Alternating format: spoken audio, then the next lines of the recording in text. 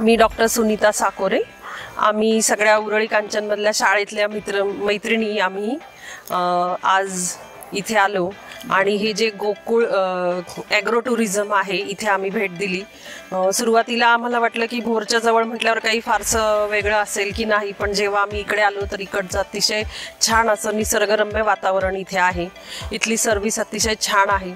हे सगळ्यात महत्त्वाचं आकर्षण लेडीजसाठी आपल्यासाठी जे असतं ते म्हणजे नऊवार साडी फोटोशूट, आणि ते अतिशय छान खूपच छान अरेंज केलं होतं। इथे स्टाफही खूप छान आहे, जेवण पण खूप चांगलं होतं आणि बॅकवॉटरची सहल पण थोडक्यात झाली पण छान झाली।